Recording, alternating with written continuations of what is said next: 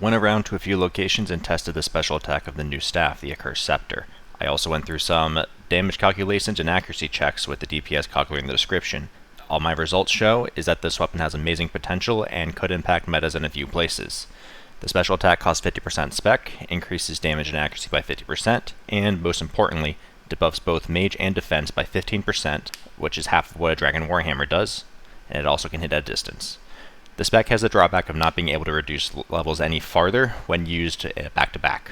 There is also a right-click option to shift which mode the staff is on, allowing this to cast ancient magics and normal spells. Now let's get into it. The first place that came to mind was the Tombs of Amasket, and the second place the Chambers of Zebak. I'll touch on a few locations such as Zulrah, Muspah, Corp, and the Inferno after I go into its raid uses.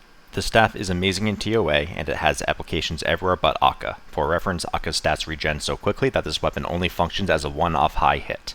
The demi-bosses where the Sceptre shines are Baba and Kefri, because a single spec allows for max magic to be nearly on par with max melee and a 300, and even better if you lack Inferno Cape or Torva, or if you run a higher invocation level.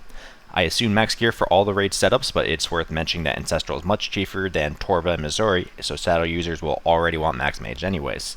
Downgrading to Arams also doesn't penalize you too much. You'll also lose no DPS using a Shadow to play Ring Around the Boulder at Baba, so that may be one of the best ways to do that boss going forward. It's worth mentioning that a Seercull can theoretically reduce demi-boss defense up to almost twice as much, but the Seercull requires amethyst arrows and is extremely unreliable, as only the first person to use the spec will actually drain the magic level. On the bright side, at least the Seercull spec is 100% accurate. You're welcome to work one into your 8-man raids. For everyone without a Shadow, the Sceptre is still worth using because it's the best way to lower Kefri's defense without trying to accurately time a bone dagger and just hoping you hit. It also makes BGS more likely to hit for melee friends, because the Sceptre only reduces 11 levels out of the 20 available.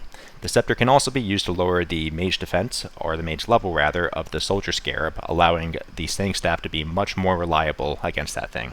I would recommend taking in either a Forgotten Brew or a Saturated Heart if doing this, because those are required for not only best accuracy, but the Shadow to be relevant at Kefri in particular. In Zebak, it isn't until an invocation level of 370 that the Shadow catches up with the Twisted Bow post-staff spec, and Sceptre damage is somewhat unreliable here. It still remains a decent choice, but teams with multiple ZCBs may prefer to use a BGS instead to maximize the range damage of their ZCB specs. At Wardens, the Sceptre spec is about 75% accurate on the Obelisk, Phase 3, and Phase 3 Infrage at a 300 raid level.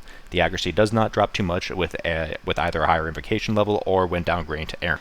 Anyone who is using a Slaying Staff should also try to prioritize the Eladinus Ward if they can make the upgraded version. You should still consider using follow-up BGS specs here in all phases because teammates without Shadows will benefit greatly from it. At Chambers, the spec is also very good at Tecton, as it allows to get a very accurate 15% drain while he is being lured. It did extremely well in a normal solo and a 3-man challenge mode, but it's questionable in the solo-man challenge mode since now you only have one Warhammer spec. Results on Ice Demon were similar, high accuracy inside of CMs, and it helps everyone on the team. The Sceptre spec is also very good at the Vespula portal. It is the only way to lower the defense of that past just bringing vulnerability and wasting your rune pouches. The spec weapon can also be used on the Baby Mutadial to help with Scythe and Blowpipe damage, and can also help your non-Shadow teammates at all, assuming you have enough specs on the melee hand. As a minor point, it is extremely consistent against the Skeletal Mages, and it can provide a quick way to catch up if your melee Vanguard has too much HP. The Mage's niche is relevant in high raid levels, high raid scales, such as a 3+12, or for teams using Blowpipes. Outside of those two raids, the primary use case is Zulrah. Zulrah regens her stats fairly quickly, but it takes her up to a full minute to recover from the Sceptre spec since her mage level is 300. This does not reset every time she goes down either. If you lower it during one phase, it will last to another. I found the best case for it to be in the rotation with the Eastern Range spawn. The third phase of that fight is a really long melee phase, and the spec makes it go by much faster when used either at the end of the range phase or the start of the melee phase. I even got Zulrah Speed Chaser without even trying on the first run. I took it to the Phantom Muspah next, and I could see it being worth using here, but I couldn't be bothered running the numbers since I just don't like this boss. The only other relevant spec weapons here are the new Void Waker, which is almost certainly the best, followed by the Xeric Crossbow, and somehow the Armadyl Crossbow. Outside of this boss, the Armadyl Crossbow is basically a Dragon Crossbow ornament kit that happens to have one more tile range. At Corp, a single Sceptre hit allows for extremely fast kills solo while using the Shadow. I can't test this since I lack max mage, but people are mentioning 5 to 6 minute kills with just one staff hit. Another use case that I will not be testing is the Sceptre and the Inferno. The defense reduction is the last thing we need to make magic-only Inferno not just feasible, but decent. The max magic setup now falls within 88% of the DPS of max range using a Twisted Bow at Zuck, and it helps with the Jats too. Pair max mage with a Sceptre with the Eldritch Staff, Full Justiciar, and a Bulwark, and suddenly we have a new cheese strategy for all the people who can't prayer flick. By the way, I forgot to mention the staff is best in slot for Scorpia, Crazy Archaeologist, and Wilderness content in general, particularly barraging. This is just a footnote for most of the people buying this weapon, since they don't like to step foot in the wilderness. To end the video, the spec is definitely an option at Mage God Wars, and extremely helpful if you're doing one without a shadow.